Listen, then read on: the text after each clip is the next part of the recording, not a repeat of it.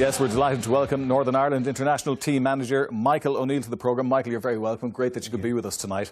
Before we talk about the international team, I want to talk to you about your time at Shamrock Rovers, because you achieved an awful lot in a very short period of time, really. A league championship, and of course, I suppose, what possibly many would see as your greatest achievement in club management would be taking an Irish team into Europe, into the group stages of a competition. Do you regard it as your best achievement?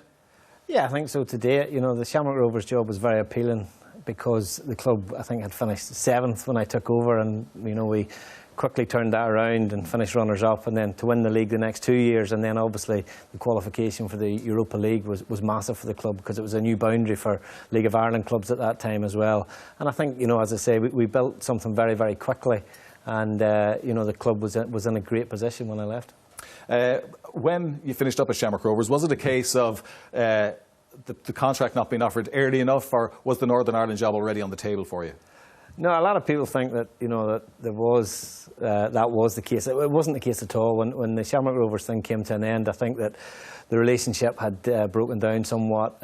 3 years had probably been enough for myself at that point in time, and I actually then was left in a situation where my choices were either go into club management and see what opportunities presented itself, and obviously to be interviewed for the Northern Ireland job, which I did and was successful, and then obviously took the job. But no, there was nothing went on in the background right up until probably a week to 10 days before the final game against Spurs in the Europa League. My mind was focused on that.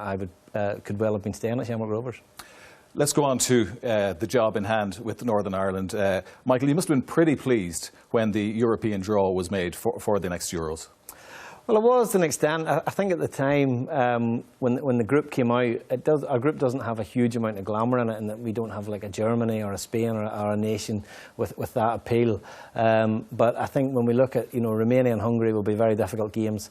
Finland, I know their manager well, Mixu Paatelainen, are a tough nation. They're developing all the time. Yeah. So it'll be very tough for us, but obviously the qualification process gives us an opportunity. And, you know, we have to try and pick points up early, but that will be difficult given the fixtures. We've 3 of the first 4 games away from home. And I suppose one of the positives you'll take from the World Cup qualifying campaign was that you achieved good results against the top sides. You had the 1-1 draw with Portugal and a 1-0 win over Russia. So it shows on the day it's possible to beat the better teams.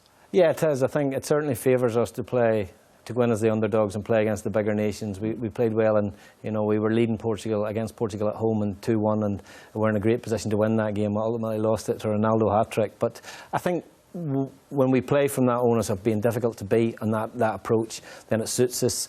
And where we have to look to improve is against the so-called smaller nations. And again, when we play, the consistency of selection is important for us, because we don't have huge resources if we're down players. OK, well, Michael, we certainly wish you the very best of luck in the Euro qualifying campaign.